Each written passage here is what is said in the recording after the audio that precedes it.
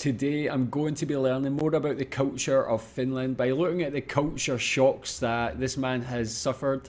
5 biggest Finnish culture shocks, and I believe he's from the UK, so being from the UK myself, I find it, or I hope this will be interesting. It'll be interesting to see if there's any comparisons between the UK and Finland, and yeah, what shocked him about Finland. So let's watch this. You can tell me what you think as always. Hello everyone, Joel Willens here again, author, 101 Very Finnish Problems, creator of Very Finnish Problems. This week, as a result of the fact that we all discover how much money everybody earns, I thought I would discuss things that freak British people out about Finland. Does that make sense? Yeah. So, problem number 54 in 101 Very Finnish Problems is when you discover your neighbour earns way more than you. Now this is a result of the fact that in Finland you have the opportunity to see how much money people earn when everyone's taxes are published.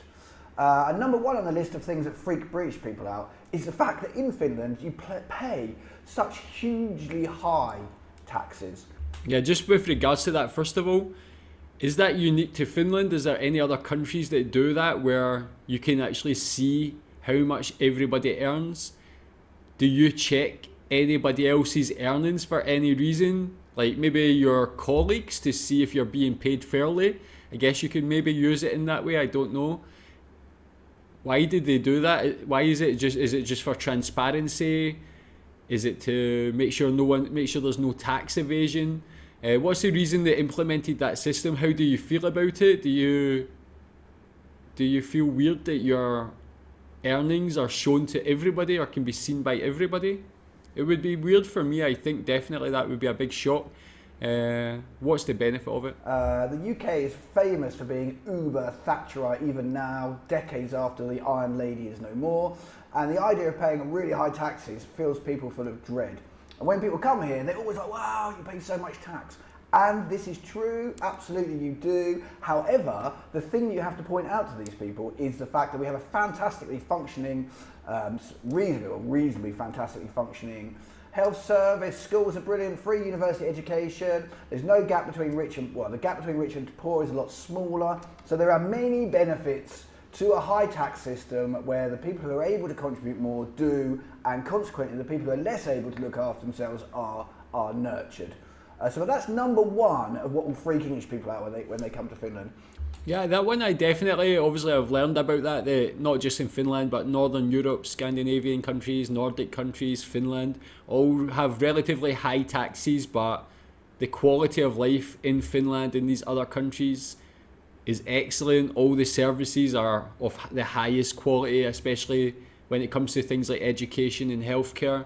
Don't have to worry about these things. Not only do you not need to worry about these things or having to pay for them, you just know you'll get a good service when you do have to use them as well. So I think it's great. It would shock a lot of people, I think, in the UK.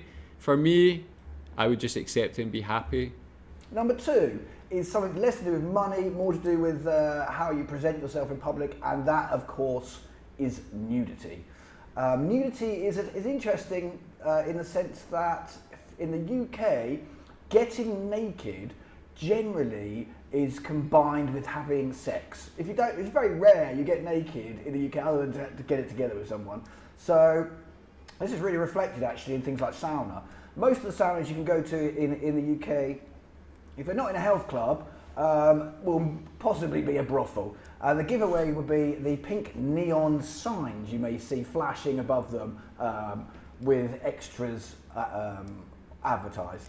So, and as a result of that, there have been many occasions where I've been to weddings in Bohjama, where a friend of mine got married, and half the people who came were from like the UK, and you could tell the people from the UK in the sauna because they were all wearing Bermuda shorts or some form of covering. So the idea of letting it all hang out or getting naked in public with other people's pretty much guaranteed to freak an English person out or a British person.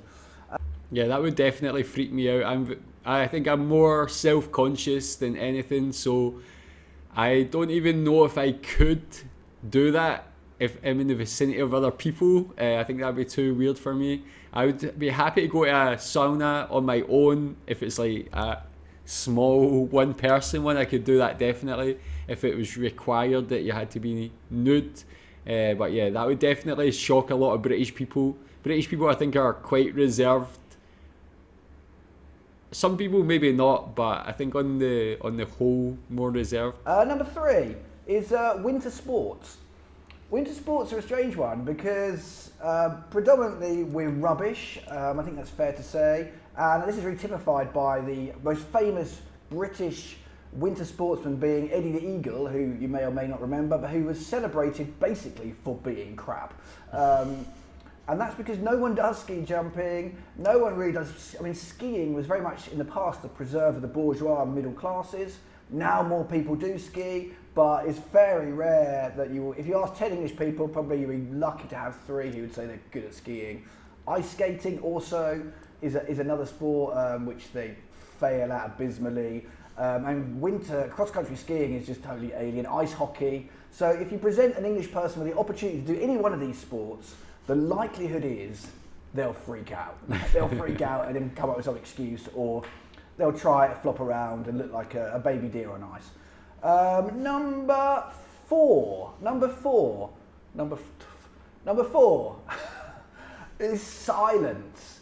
There is nothing an English person hates more than a room full of silent people. It's possibly the most torturous thing they can experience. And I've experienced this my first time when I hung out with Finnish people in a pub, actually, which, you know, typically a pub is a place where most people spend a lot of time talking loudly. But yeah, I think it's the first time ever that I've ever been in a pub where everyone was sitting silently round a table, contemplating their beers. So that if you want to really freak an English person out, just invite them to your grandmother's or a great aunt's or gathering. Just have them sit in the living room, surrounded by people drinking coffee and not saying a word. Watch them sweat, watch them twitch, watch them make excuses to go to the toilet. Yeah, just watch. They'll be very, very uncomfortable. Yeah, that's what I said before. Like, my personality is definitely more Finnish. I'm more introverted. I'm not very good with small talk in groups like that as well. I can be like outgoing and things when it comes to going to the pub and so on, but I'm very happy with silence.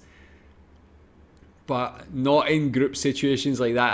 I would probably feel like that way as well, where I feel like I need to say something to break the silence, especially if there's other people around. If I'm on my own, I'm happy. I love quietness, but I can definitely see where he's coming from with that. Number 5 of the things that freaks out an English person about, or a British person, I keep saying English, I think it's interchangeable, basically the British Isles, this is probably going to freak you out, is rules. The adherence to rules is something that's very, in some ways, un-English. We don't trust our government as much as Finns trust their government, but also in things like, you know, social etiquette, like the idea of making sure you only cross the road when the green light says you can cross the road. When I first arrived here, I mean, one of the things that really struck me was standing at a zebra crossing, not a car in sight for as far as the eye could see, yet still everyone stayed in exactly the spot they were meant to because the man was flashing red. Whereas it would never happen in the UK. Basically, there's no cars there, people use their sort of initiative and they just cross the road. So now, actually, you can see that I've been here. It shows how long I've been here because I totally have bought into the idea of staying still. Social pressures, or, you know, I just think basically if the red man's red, then they shall not cross. I shall not pass, in the words of Gandalf.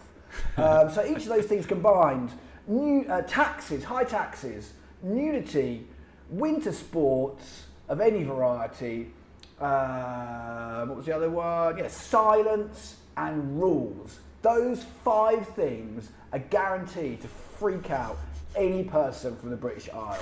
Okay, I can't generalise about 65 million people, but more or less, you're pretty much guaranteed you're going to do it with one of those things. So if you want to freak out a British person, why not go for all 5? Go crazy, try them all. So that's my insight into the comparisons between British and Finnish society. You'll find plenty more in 101 Very Finnish Problems, The Foreigner's Guide to Surviving Finland. Yeah, I'll leave a link to his channel in the description. Go follow, go buy his book. It seems like it would be very interesting. very good points, and I agree with them, man. I know he's saying you can't generalise all of the UK, and that's true, but these definitely apply to me. So tell me what you think about those culture shocks. If you're from Finland, do you relate to them? Do you agree with them as well? Thanks.